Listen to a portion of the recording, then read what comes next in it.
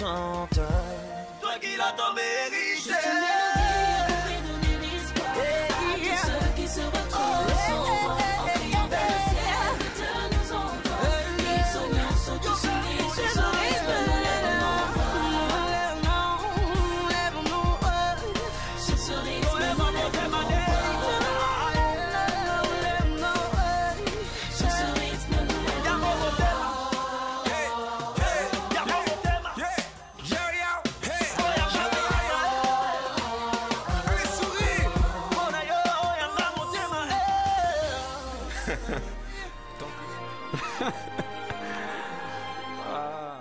Psaume 31, verset 16 nous dit « Nos destinées sont dans les mains de Dieu ». Alors, puisque nos destinées sont entre les mains de Dieu, la vie chrétienne, notre parcours sur terre est comme un vol que nous prenons afin d'aller dans une destination. Et cette destination a besoin des gens qui vont nous y emmener. Et pour ça, nous avons besoin des amis de la destinée. Vous l'avez compris, nous sommes dans notre émission, votre émission, Sentier Pur, l'émission pour les jeunes, par les jeunes, avec les jeunes.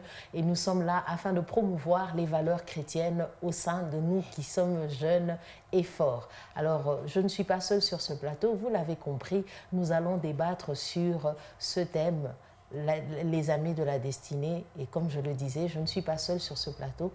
J'ai des invités que je m'en vais présenter. Juste à côté de moi, il y a le frère Henri-Michel Kamandaï, à qui je dis shalom. Shalom. Et bienvenue dans notre émission. C'est la première fois, alors merci pour votre disponibilité et que le Seigneur vous bénisse abondamment. Qu'il vous bénisse également. Merci. Alors, juste à côté, il y a la sœur Sephora. Ça fait longtemps, hein, sœur Sephora. Oui, ça fait vraiment longtemps. Nous bénissons le Seigneur pour votre disponibilité et Amen. pour votre apport dans cette émission. Alors, nous sommes là afin de parler de ce thème, les amis de la destinée. Alors, avant que nous ne puissions entrer dans le vif du sujet, avant que nous puissions être édifiés et partagés sur ce thème, je vais demander à la réalisation, coordonnée par le frère Ray Tamboué et assistée par le frère Benjamin et Papa Thierry, de nous proposer cette pause et nous revenons tout de suite après.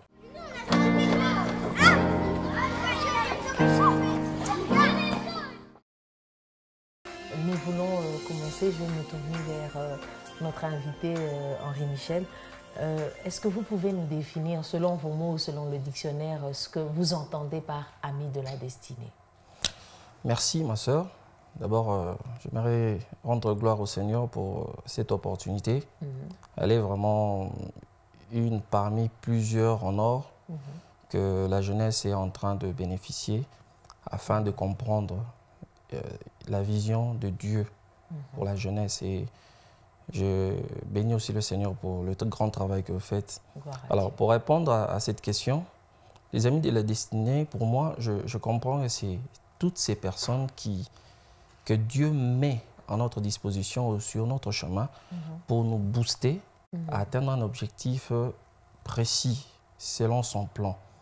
Et c'est aussi ces genres de personnes qui servent de catalyseurs afin de rendre très dynamiques certains potentiels qui sont enfouis en nous, que nous ignorons. Ouais. Et ces personnes, ils sont nombreux, c'est vrai, mais le plus grand et le plus important, c'est notre Seigneur Jésus-Christ. Et je crois que je vais m'expliquer après, mais néanmoins, ce sont toutes ces personnes qui nous chérissent, toutes ces personnes qui nous veulent du bien, toutes ces personnes qui sont inquiets pour notre avenir, notre devenir. Et ce sont ces personnes-là que moi je considère comme des personnes, avec mes propres mots, je les appelle souvent des hommes dons, des femmes dons. Parce que nous savons, la Bible nous dit dans Jacques 1, 17 je crois, toute grâce excellente, tout don véritable vient de Dieu. Et je crois que même ici sur terre, Dieu est capable de mettre sur nos chemins des personnes pareilles afin que nous puissions bénéficier de sa grâce et pour que tout soit pour sa seule et unique gloire. Tout doit être pour sa seule et unique gloire. Nous bénissons le Seigneur. Alors, sœur Sephora, dites-nous, qu'est-ce que vous pensez ou comment vous pouvez définir ce que c'est, selon vous, bien sûr, les amis de la destinée? Merci beaucoup pour la parole. Et je crois que je vais compléter ce que papa Allez-y, maman. venait de le souligner tout à l'heure. Les amis de la destinée, déjà quand on voit la phrase « ami de la destinée », c'est que destinée vient compléter ami. Et quand on voit un ami, on voit un allié. Et les amis de la destinée sont ces personnes avec qui nous cheminons dans notre parcours. Je peux donner l'exemple de Moïse et Aaron. Moïse a reçu la vision, mais Dieu a disponibilisé Aaron. Étant donné que Moïse était un bègue, il avait du mal à parler, et Dieu a mis à côté de lui quelqu'un comme Aaron, qui lui a servi de prophète, et lui, il était un Dieu devant Aaron. Donc, en gros, les amis de la destinée sont ces personnes que le Seigneur a mis à côté de nous afin que nous puissions accomplir notre destinée, afin que nous puissions atteindre des buts précis de notre vie. Afin d'atteindre des buts précis de notre vie. Alors, puisque vous êtes en train de parler de ça, je m'arrête encore vers vous, Sœur Séphora. Pensez-vous que c'est important d'avoir des amis de la destinée dans notre parcours sur terre en tant que jeune chrétien, hein? Mais ça ne concerne pas seulement les jeunes, je pense que quelqu'un se retrouvera. Est-ce que c'est important d'avoir des amis de la destinée dans notre parcours sur terre? Sœur Pamela, non seulement c'est important, mais c'est également indispensable. Comme l'exemple que je venais de donner tout à l'heure, Moïse a reçu la vision. Mais dans l'accomplissement de la vision, il avait besoin des personnes comme Aaron pour que ces derniers puissent lui permettre d'accomplir ce qu'il avait reçu de Dieu. Un autre exemple seulement de Moïse. On voit Moïse qui reçoit le modèle du tabernacle. Mais Moïse était incapable de représenter le tabernacle. Il avait besoin d'une personne comme Betsalel que Dieu avait suscité afin de lui permettre de construire ce que lui, Moïse, avait reçu de la part du Seigneur. Merci. Donc, c'est important et indispensable d'avoir des amis de la destinée. Le Seigneur pourvoit toujours de personnes aux côtés de nous qui ont reçu la même vision que nous afin que nous puissions nous mettre ensemble pour cheminer. Afin que nous puissions nous mettre ensemble. Alors, frère Henri Michel, vous pensez aussi que c'est important? Est-ce que vous allez compléter aussi la sœur Séphora? Oui, évidemment. La sœur a complètement raison. Vous savez, nous vivons, Dieu nous a créés à son image, et je crois que même quand nous vivons toujours à son image, c'est-à-dire sur ses pas, nous suivons. Imaginez déjà, regardez lors de la création. C'est un projet qui a fait que nous soyons aujourd'hui. Il fallait que ça commence un jour, que Dieu dise à son collège, créons l'homme à notre image. Dieu n'a pas dit, je crée l'homme à notre image. Il a dit, créons. Il avait besoin aussi des gens pour que certaines personnes puissent bénéficier d'une vie meilleure, pour que d'autres personnes puissent entrer dans leur destinée. Vous voyez? Alors, il est indispensable, comme la sœur l'a dit, mais il est aussi important. Important que ces personnes soient. Parce que quelqu'un a dit, si tu veux aller loin, il faut aller avec les gens. Fais-toi accompagner. Et c'est dans cette optique-là où moi je vois que l'homme, c'est une façon de nous montrer que l'homme aussi est limité, il a besoin de gens. Allons-y dans le psaume 133, la Bible dit, il est bon pour des frères de demeurer unis ensemble. Regardez à la fin de ces chapitres, on nous dit que c'est là l'adresse de la bénédiction et de la vie éternelle. Donc c'est-à-dire que, peut-être je vais anticiper pour dire que moi je conçois déjà la destinée, et surtout la meilleure, c'est la vie éternelle. Alors ici sur Terre, nous avons ces personnes qui nous aident, qui nous boostent, qui ne sont pas d'office correct, parfait, ou je ne sais de quel qualificatif, mais ce sont des personnes que moi j'ai dit, je répète encore en disant que c'est Dieu qui permet cela. Je vais donner un exemple des frères de Joseph. Joseph, je me mets à sa place à cet instant, on le prend, on le jette dans la fosse, dans le puits. Il s'est dit, mais non, ces gens, ils ne sont même pas mes frères. Or, ce sont des gens qui ont contribué à ce qu'ils soient un jour gouverneurs. Donc, ce sont ces personnes-là. Donc, les amis de la destinée, ce ne sont pas seulement ceux que nous jugeons, nous avons une appréhension agréable. Mais lorsque Dieu permet, il permettra même un fou, un malade, je ne sais quoi, il peut prendre un corbeau comme il a utilisé pour le cas d'Élie. Donc, ce sont toutes ces personnes et c'est important. Voilà pourquoi moi, je comprends très bien encore à ces stades que la parole de Dieu qui nous dit dans Hébreu que tout concourt au bien de ceux qui aiment Dieu. Les amis de la destinée en font partie, de tout genre, colériques, de n'importe quel tempérament. Donc toutes ces personnes sont indispensables dans notre vie, parce que l'homme est appelé à vivre avec les hommes. Voilà. Merci beaucoup, Papa Henri Michel. Alors, nous restons encore vers vous pour vous poser cette question. Oui. Alors, vous avez parlé de toutes ces choses, c'est important, c'est bien beau, mais comment est-ce qu'on peut arriver à discerner ou à reconnaître que celui-là ou celle-ci, c'est un ami ou une amie de la destinée? Voilà, donc, en d'autres mots, quels sont les critères pour choisir ou connaître telle personne est... Bon, d'emblée, moi je dis, d'abord nous devons savoir que le lendemain ne nous appartient pas. Oui. Et la chose la plus importante dans la vie d'une personne, surtout un chrétien, c'est de se contenter de ce que Dieu lui donne dans le présent et de faire de son présent un milieu le plus agréable et le plus merveilleux pour la gloire de Dieu, c'est vrai, mais aussi pour déjà annoncer un avenir meilleur. Parce qu'il y a un dicton qui dit toujours que le meilleur reste à venir. Et le meilleur se prépare quand? C'est dans le présent. Alors, ces personnes, comment les connaître?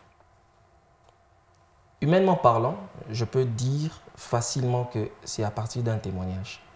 Vous savez, quand un enfant grandit, depuis la maison déjà, ses parents lui tirent des oreilles en lui disant « Écoute, il ne faut pas avoir telle sorte d'amis, tel genre d'amis. » Donc, c'est une façon de dire qu'il faut chercher très bien dans ton entourage des personnes qui ne te créeront pas de problèmes, qui ne seront pas toujours des apporteurs des problèmes. Et c'est là, je vais m'asseoir sur ces versets de 1 Thessaloniciens 5, 21, qui dit « Examinez toutes choses et retenez ce qui est bon. » Si vous lisez ces versets, dans son début, on parle de la prophétie. Mais dans d'autres versions, on nous fait comprendre c'est tout là. Il ne s'agit pas seulement de la prophétie. Il s'agit réellement de tout. Donc Dieu a besoin que nous puissions être attentifs. Afin à discerner. Exact. Afin de faire des choix de qualité. Examinez toutes choses et retenez ce qui est bon. Dans un auditoire, vous venez pour la première fois à l'université, vous avez 1000 étudiants, vous faites 1000 amis, mais je ne pense pas que tout ce monde-là vont vous accompagner ou bien vous allez vous comporter de la même façon avec les 1000. Non. Qu'est-ce qui va arriver? Vous allez faire une sélection par rapport à vos préférences, par rapport à vos appréhensions, votre compréhension. Et des fois même, quand vous êtes en deçà de la moyenne, vous vous dites non, je peux m'approcher de cette personne, avec lui ou avec elle, je peux monter, je peux m'améliorer. Je donne un exemple. Quand on était jeune, on voulait apprendre l'anglais. On courait dans des centres ça et là, mais j'aimais toujours ce que le professeur nous disait. Il nous disait, l'anglais c'est parle. Vous devez vous choisir des personnes qui parlent anglais. Si vous voulez parler bien l'anglais. Vous comprenez? Il faut faire le bon choix. Il faut faire le bon choix, c'est-à-dire des personnes qui parlent l'anglais. Donc faites-vous un entourage. Et on a remarqué après un temps, on a commencé à parler, J'apprends de tels et il apprend de moi, on s'échange et on commence à hausser des lèvres. Donc pour dire que le témoignage est très capital. Donc il ne faut pas choisir vaille que vaille. Je crois que d'ailleurs nous, en tant que chrétiens, le critère qui est non négociable, c'est la foi. Donc d'abord dans mes choix, c'est la foi. Quelqu'un qui partage la même foi que moi. Et là, vous allez voir même quelqu'un qui veut choisir une femme, qui veut choisir une fiancée. Il dira, est-ce qu'elle prie? Est-ce que le frère prie? Non, ce sont des critères. Pourquoi? Derrière ça, il y a le témoignage. On sait qu'un chrétien est comme ça, comme ça, comme ça. Donc ça te met déjà en sécurité, ça te donne déjà une assurance, ça te donne déjà un espoir même. Merci, frère Henri Michel. Alors, sœur Séphora, vous avez 1 minute pour aussi compléter le frère Henri Michel avant que je ne pose l'autre question.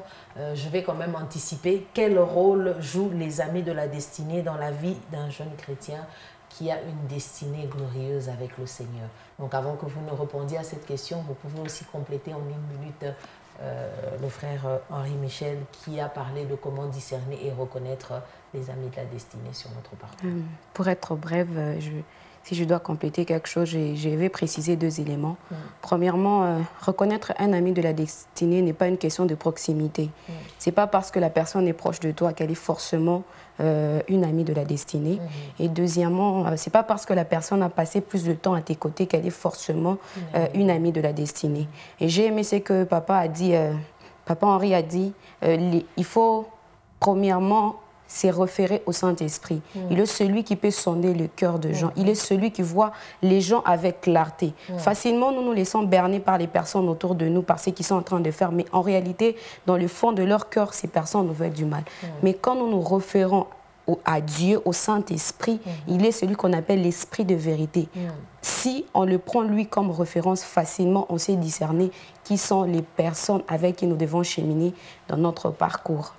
Et pour répondre à la question qui dit... Quel rôle jouent les amis de la destinée dans la vie d'un jeune ou une jeune dans son parcours glorieux de la destinée? Je vais me référer je vais donner des exemples de la Bible.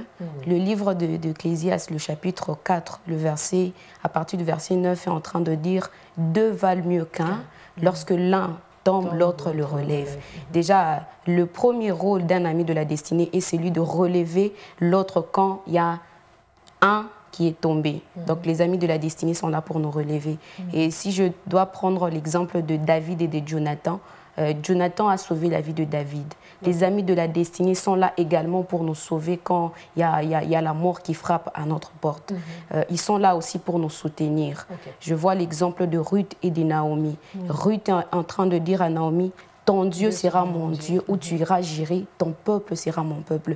Vous allez voir qu'entre Ruth et Naomi, il y avait une solidarité, il y avait un soutien. Elles étaient toutes les deux dans il y avait une symbiose, une synchronisation. Elles étaient toutes les deux dans de périodes, de moments très difficiles, toutes les deux veuves, mais elles se sont soudées, elles se sont soutenues. Les amis de la destinée sont là pour nous soutenir dans de moments difficiles. En tout cas, moi, j'aime ces amis-là qui, quand tu es en train de traverser des périodes difficiles et compliquées, ils sont là en train de fléchir leurs genoux afin de prier pour toi. Au-delà de ça, les amis de la destinée sont là pour nous recadrer. En tout cas, moi, c'est parmi les personnes que j'aime dans ma vie, les personnes qui savent te dire la vérité, les personnes qui savent te dire que non, Sephora, là, il fallait que tu fasses ça. Et non pas les personnes qui t'acclament, même quand tu fais les bêtises. Je crois que je vais me limiter par là. Merci beaucoup, Sœur Sephora. Alors, Papa Henri Michel, avant que nous puissions encore prendre une pause en 1 minute, est-ce que vous pouvez aussi compléter la Sœur Sephora en ce qui concerne le rôle que jouent les amis de la destinée? Oui, je crois que la Sœur a bien dit, elle a bien souligné. Je peux juste ajouter quelque chose. Moi, je crois, Dieu, dans sa façon de faire les choses, il n'est pas obligé aussi de tout nous montrer. C'est pourquoi, au début, j'ai bien précisé qu'il y en a beaucoup. Mais celui qui doit être pour nous un dénominateur commun et surtout le plus grand de tous, c'est Jésus-Christ. Parce que c'est lui qui nous connaît mieux que tout le monde. Ouais. Il y a des gens qui nous ont aidés sans que nous le sachions. Ce sont aussi les amis de la destinée. Vous êtes ignorants. Ouais. Nous sommes ici, par exemple, à l'église, il y a l'équipe de l'intercession. Vous savez qu'il tombe des requêtes là-bas. Ces frères-là, ils ignorent des noms, mais ils prennent vos requêtes, ils les amènent. Et il y a d'autres pour qui Dieu parle, il les met dans leur cœur le nom d'une personne, ou bien l'identification d'une sœur ou d'un frère, et il prend en charge des moments de prière pour toi, sans que tu ne saches. Ouais. Nous, on a été bénis par des gens pareils. Tu arrives quelque part à l'aéroport, peut-être c'est ta tête qui l'a plu. Il t'a fait une faveur là. Alors que ce jour-là, si tu n'avais pas pris l'avion ou tu n'avais pas pris le bus, en tout cas, de l'autre côté, tu devais arriver, ça serait peut-être des pleurs. Ouais. Ce sont des personnes que tu ne connais ni son nom, ni son adresse, ni son origine. Donc, ces personnes nous aident. Pas seulement pour que nous puissions les reconnaître. Moi, je crois que c'est comme je l'ai dit au début, avec le verset qui nous dit que tout concourt au bien de ceux qui aiment Dieu. Donc, dans le tout là, il y a même, vous imaginez, vous êtes dans un bus, vous voyez un effigie, il est écrit crois au Seigneur Jésus-Christ, tu seras sauvé, toi et ta famille. Tu n'as jamais lu quelque chose comme ça te booste. Peut-être tu étais en train d'aller commettre un péché et la parole de Dieu t'éveille. Te tombe sur la tête. Le bon, c'est la parole de Dieu. Ouais. Et ces amis, leur rôle principal, je crois que c'est d'être des tremplins. Il y a certains, en fait, ce n'est pas nécessairement qu'ils doivent vous accompagner ou bien ils doivent vivre avec vous. Il y a certains qui commencent avec vous pour s'arrêter quelque part et d'autres doivent commencer là où les autres se sont limités, se sont arrêtés pour acheminer avec toi. Et il y a d'autres que tu ne verras peut-être que à 21 heures de ta vie, c'est-à-dire au coucher de ta vie, au soir de ta vie. Donc pour dire simplement que ces gens, tu complètes. C'est pourquoi j'ai bien précisé par rapport à notre appréhension. Ne pensons pas toujours ceux qui nous acclament, ceux qui disent des bonnes choses pour nous, ce sont eux les meilleurs. Ma maman me giflait pour que j'aille à l'école. À cette époque-là, j'ai trouvé ma maman, je la prenais pour une mégère. Je disais, je ne mérite pas t'avoir. Mon père également. Mais quand j'ai grandi, j'ai eu mon diplôme, j'ai compris. Ah non, ça, c'était un ami de ma destinée. Ouais. Merci beaucoup, frère Henri Michel. Alors, je demande à la réalisation de nous proposer cette pause et nous revenons tout de suite après.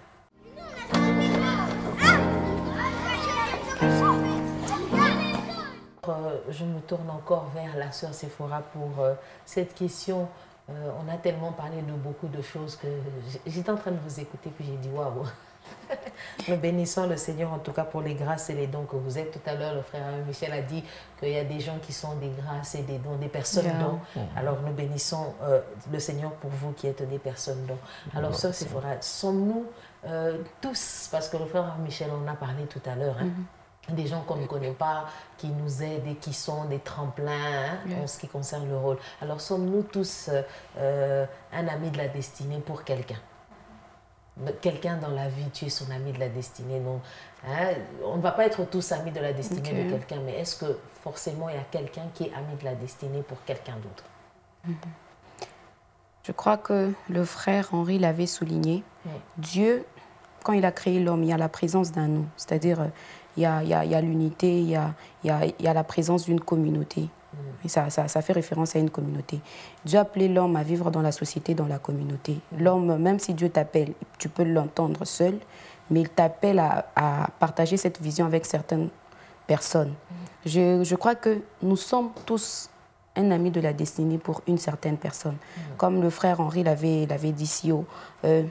Peut-être que la personne te connaît, peut-être qu'elle ne te connaît pas, mais tu l'es forcément, d'une certaine manière. Nous sommes tous de tremplins pour d'autres personnes. Je suis une amie de la destinée pour quelqu'un. Vous êtes également un ami de la destinée pour quelqu'un. Quant à nous d'être conscients de cette vérité, quant à nous d'être conscients que par nous, il y a d'autres personnes qui seront élevées. Nous bénissons le Seigneur. Merci beaucoup, sœur Séphora. Alors, papa Henri Michel, frère Henri Michel, qu'est-ce que vous dites pour compléter la sœur Séphora? Elle a complètement raison. Et j'aimerais dire, en tant qu'un chrétien, c'est un impératif. C'est le Seigneur Jésus-Christ qui a fait de nous impérativement, par son amour, amis de la destinée de plusieurs. Il dit dans sa parole dans Matthieu 28, vous le connaissez, allez et faites de toutes les nations mes disciples. Être disciple déjà de Jésus, c'est déjà une grâce, une faveur qui vous fait entrer déjà dans la destinée, la plus excellente qui est la vie éternelle. Nous l'avons bien dit dans Psaume 133. Et nous devons aller vers nos prochains, nous devons aller sans cesse, sans discordance des races, sans discordance des niveaux sociaux ou d'ethnie, je ne sais quoi. Nous devons aller. Ça, c'est un ordre divin. Donc, ce n'est pas par soi-même, par le bon plaisir, je me dis, bon, je vais aller faire du bien. Du reste, la Bible dit quoi? Si tu sais faire le bien, tu ne le fais pas, tu pêches. Donc, tu es, en cet instant, un ennemi de la destinée. Donc, il est difficile pour un chrétien de rester calme. Soit, demande, je ne sais pas, que tu ailles directement au ciel. Mais tant que tu vis, tant que tu es sur terre, tu y es obligé. Voilà pourquoi moi, je n'aime jamais passer un temps à m'inquiéter lorsque je suis en face de quelqu'un qui ne comprend pas que c'est le moment pour lui de prendre la bonne décision, de se mettre sur le chemin qui doit mener à la véritable destinée. Et par là, je veux faire une parenthèse. La destinée, peut-être ceux qui sont en train de nous suivre pensent que entrer dans une destinée ou avoir un ami de la destinée dont on parle, c'est terminer les études, avoir du travail. Et ça, ce sont des choses, tous ces biens qui accompagnent simplement notre vie. La Bible dit d'ailleurs, elles sont périssables. Ouais. Mais nous avons besoin que les jeunes d'aujourd'hui puissent s'asseoir sur du solide, ce qui dure et ce qui vivra éternellement, c'est-à-dire la vie éternelle. Donc, en résumé, je dirais simplement que nous sommes tous les amis de la destinée. Yes. Nous bénissons le Seigneur. Alors, nous sommes en train de chuter, nous sommes en train de terminer. Alors, je demande si vous pouvez donner un conseil à ceux qui sont en train de nous suivre, mais au-delà du conseil, si vous pouvez aussi donner un exemple pratique des amis de la destinée, peut-être dans la vie courante ou dans la vie, dans la Bible, vous le donnez, mais vous avez 1 minute 30 chacun, le conseil et l'exemple pratique des amis de la destinée. Pour aller vite, dans la Bible, nous en avons plusieurs. Il faut voir d'abord les compagnons de Daniel, vous devez voir Paul et Silas, Paul et Barnabas. Vous allez voir des personnes comme Anania qui est venu juste au bon moment pour prier pour Paul afin que son ministère ait de l'ascension. Ouais. Je peux me limiter là. Jésus lui-même. Le conseil que vous donnez aux gens qui sont en tout cas, c'est le conseil qui bouillonne toujours dans mon cœur. C'est de revenir à Jésus. Quand on revient à Jésus, on a la solution à tout. J'ai bien cité le verset de 1 Thessaloniciens 5, verset 21. Examinez toutes choses. Les jeunes aujourd'hui sont malmenés ça et là. Jeunes, examinez bien vos relations, définissez très bien vos relations. Définissez très bien vos relations et je crois que vous allez être des occasions, des bénédictions pour les gens. D'ailleurs, la Bible dit, lorsque vous gagnez une âme au Seigneur, il y a une fête qui se passe au ciel. Alors imaginez si vous êtes organisateur ici sur terre pour les affaires du royaume, quelle sera votre récompense? Elle sera énorme. Donc ne vous taisez pas, soyez les partisans, les amis de la destinée de plusieurs que vous connaissez et que vous ne connaissez pas. Mais un conseil, commencez d'abord à Jérusalem, c'est-à-dire dans vos maisons, là où vous évoluez, là où vous étudiez, là où vous travaillez. Merci beaucoup, frère Hachem. Alors, sœur Sephora, nous vous écoutons. Premièrement, pour donner un exemple pratique d'un ami de la destinée, je dirais que c'est une personne qui, d'une façon ou d'une autre, nous conduit vers la vie. En fait, on confond très mal. Un ami n'est pas forcément celui qui fait ce qui te plaît, mais c'est celui qui fait ce qui est bon pour toi. C'est très différent, ce n'est pas la même chose. Et ces personnes peuvent, quand ils sont en train de faire ce qui est bon pour nous, ça peut blesser notre cœur, mais c'est pour notre bien. Et si vous avez la grâce d'avoir ces personnes à côté de vous, rendez grâce au Seigneur et dites-leur merci parce qu'ils sont en train de construire votre vie. Et pour le conseil, vous pouvez donner à ceux qui nous suivent. Pour toi, jeune qui est en train de regarder cette émission, l'exhortation que moi j'aimerais te donner, c'est que tu dois comprendre c'est quoi ta destinée. Ta destinée n'est pas forcément ce que tu t'es créé dans la tête, mais la destinée, comme dans la Bible, Dieu est en train de dire à Jérémie, avant ta formation dans les entrailles de ta maman, je te connaissais et t'avais déjà prédestiné. Il y a une prédestination de ce que tu dois nécessairement être. Être ce que Dieu a prévu dans l'éternité que tu sois. C'est ça ta véritable destinée. Et avoir des amis de la destinée, ce sont ces personnes qui te conduisent à être cette personne là-bas. Ce sont ces personnes qui t'aident par des conseils, par des prières à devenir cette meilleure personne-là. Et si l'occasion se présente, n'hésite pas à faire le bien autour de toi. N'hésite pas à booster les gens, car ces personnes-là sont des dons de Dieu. Amen. Nous bénissons le Seigneur. Nous sommes arrivés à la fin de notre émission. En tout cas, merci frère Henri Michel, pour cette émission qui a été édifiante et bénissante. Que le Seigneur se souvienne de vous. Merci, sœur Sephora. Merci beaucoup. Et que le shalom de Dieu soit toujours votre partage. Merci à vous qui êtes en train de nous suivre. Merci à vous qui êtes fidèles à cette émission. Et merci à vous qui nous suivez sur YouTube et vous qui nous écrivez sur le numéro WhatsApp qui s'affiche sur le bord de l'écran. Alors, je vous donne rendez-vous au prochain numéro. Nous parlerons sûrement de les amis de la destinée, peut-être le deuxième numéro, qui sait, par la grâce de Dieu. Que le Seigneur vous bénisse et je vous dis ciao, ciao, à très bientôt.